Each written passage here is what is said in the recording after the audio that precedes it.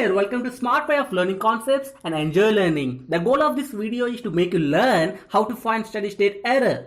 It is possible to calculate steady state error for both unity and non-unity feedback systems. And the constraint is that the system should be stable.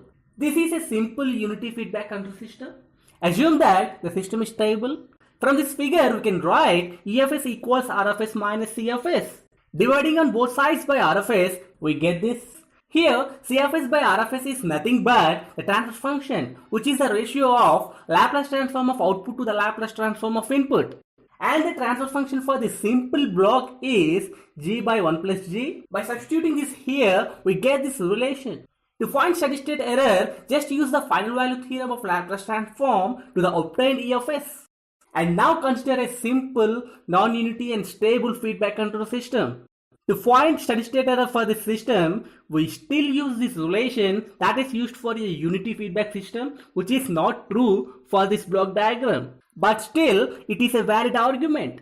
Or we can even call it as true error, which is always the difference between input and the output. To get some insight into this, let us consider a simple air conditioner. If it is set to 16, the room should maintain at a temperature of 16, right? But for some reason, if the room is at a temperature of 20, there is an error.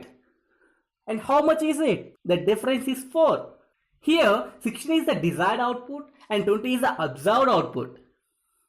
And error is always the difference between the desired output and the observed output.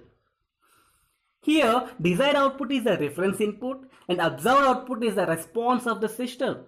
The transfer function for this block is forward gain divided by 1 plus loop gain. And by substitution, it results in this. Once we obtain error, just apply final value theorem and get the steady state error. An alternative method to find steady state error is by converting a non-unity feedback system into a unity feedback system and just apply this formula. Thanks for watching this video. If you like it, just hit on the like button down there, subscribe and hit on bell button for many more interesting updates. Have a great time.